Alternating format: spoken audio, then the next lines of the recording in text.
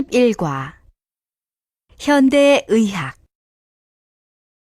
1. 알아봅시다.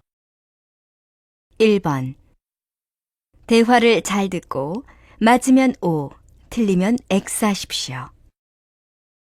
1. 봉사활동에 대한 관심이 높아져서 그런지 의료계에서도 국내외 의료봉사활동을 많이 하는 것 같아. 맞아. 병원 안에서만 환자를 진료한들 무슨 발전이 있겠어. 우리 사회에서 소외된 이웃이나 어려운 상황에 처한 해외 환자들을 돌보는 것 또한 의료인의 의무잖아. 2. 요즘은 인공수정을 하는 부부들이 많은가 봐. 정부에서도 인공수정 비용을 지원해준다고 할 정도니까 말이야. 맞아. 뉴스를 보니까 인공수정 출산이 전체 출산의 1%에 이른대. 하지만 여전히 인공수정 성공률은 30%를 밑도는 수준이고 비용도 많이 들어간다던데? 쌍둥이 출산이나 조산될 확률이 낮기나 하면 괜찮을 텐데 안정성 측면에도 아직 한계가 있는 것 같아. 그래도 앞으로는 인공수정 비용이 낮아지고 기술도 발달해서 30년 내에는 불임 문제가 사라질 수 있다고 하니까 다행이지 뭐. 3. 최근 의료관광 사업이 주목받고 있다는데 구체적으로 무슨 일을 하는 거야? 말 그대로 외국인에게 한국의 의술과 의료장비, 의료문화 등을 눈으로 보고 느끼게 함으로써 의료강국의 모습을 보여주는 거지. 그럼 한국에서 관광도 하고 치료도 받을 수 있으니까 모르면 몰라도 앞으로 한국에 오는 관광객이 더 많아지겠는데? 물론이지. 그리고 정부에서는 치료가 어려운 해외 환자들을 국내에서 치료해주는 나눔 의료 관광 프로젝트도 추진 중이래. 와, 그럼 앞으로는 의료 관광이 경제 발전에 큰 역할을 하겠네? 정말 기대된다. 2번. 다음은 뉴스의 일부입니다. 잘 듣고 질문에 답하십시오. 국내 병원을 찾는 외국인들이 크게 늘어서 올해는 10만 명에 이를 전망입니다. 의료 관광에 대한 인지도가 좀 더 높아진다면 의료계에도 한류 바람이 불 것으로 기대되는데요. 박수빈 기자가 취재했습니다. 요즘 주요 병원마다 외국인들을 어렵지 않게 볼 수 있습니다. 지난 2009년 해외 환자 유치가 합법화된 뒤 상당수 병원들이 외국인 유치에 나서면서 생긴 풍경입니다. 그렇다면 외국인 환자가 얼마나 증가했길래 그럴까요? 지난 2007년에는 16,000여 명에 불과했던 외국인 환자가 지난해 8만 명으로 크게 늘었고 올해는 10만 명에 이를 전망입니다. 저희 병원에는 작년에만 외국인 환자분들이 한 달에 보통 100여 명 정도 왔었는데 올해는 작년보다 20% 정도 증가했고요. 상담하러 오는 분까지 합하면 그 2배 정도 됩니다. 올해 의료관광 수익은 최소 1,000억 원대에 이를 전망입니다. 특히 해외 환자에 대한 순수 의료 서비스로 얻는 수익보다 환자와 보호자들이 국내에 체류하면서 얻는 수익이 더 크다는 점에서 의료관광이 주목을 받고 있습니다. 그러나 아무리 의료 한류가 시작되었다고 해도 의료 전문 통역사 확보와 같은 기본적인 과제를 해결해 나가지 않는다면 계속적인 의료계의 한류 바람은 기대하기가 어려울 것입니다. 인프라를 더 구축하고 높은 의료 수준 등 우리의 강점을 세계에 잘 알릴 때 의료관광은 신성장 동력으로 자리 잡을 수 있을 것으로 보입니다. MBS 뉴스 박수빈입니다. 3번. 다음은 한 시사 프로그램의 내용입니다. 잘 듣고 질문에 답하십시오. 오늘날 우리 주변에서는 각종 질병이나 사고로 장애가 생긴 분들이 재활치료를 받는 것을 볼 수 있는데요. 이 시간에는 한국대학교 재활의학과 조민재 교수님과 함께 재활의학에 대한 이야기를 나눠보도록 하겠습니다.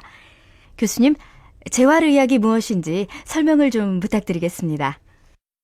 재활의학이란 장애가 있는 분들의 신체적, 정신적, 사회적 능력과 잠재적 능력을 발달시켜 가능한 한 정상에 가까운 또는 남에게 도움을 받지 않는 생활을 할 수 있게 해주는 의학의 한 분야라고 할 수 있습니다.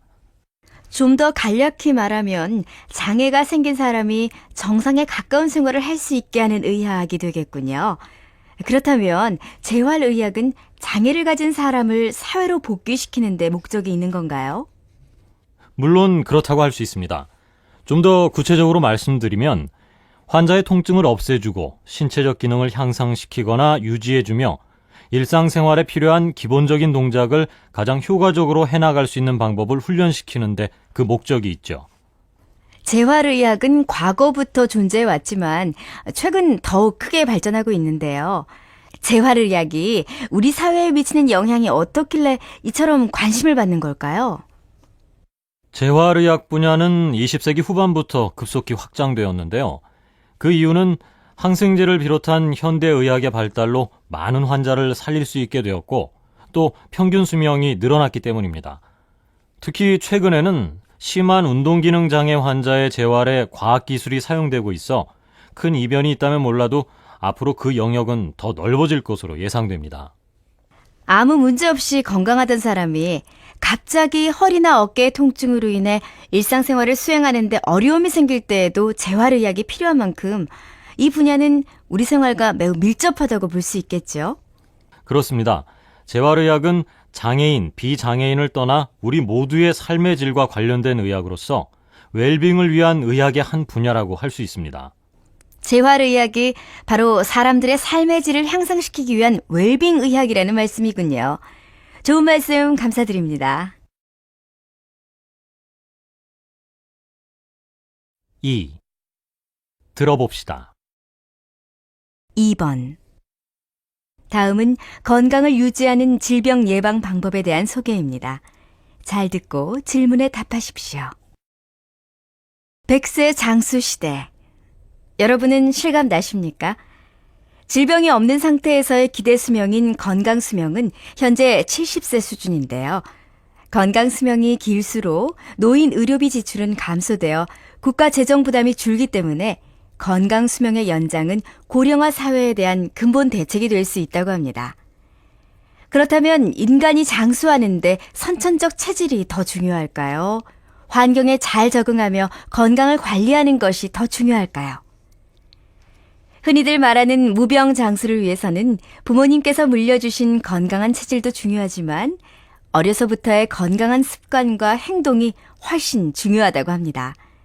즉, 자신의 노력에 따라 체질적 요인을 훨씬 뛰어넘는 건강을 유지할 수 있다는 것이죠.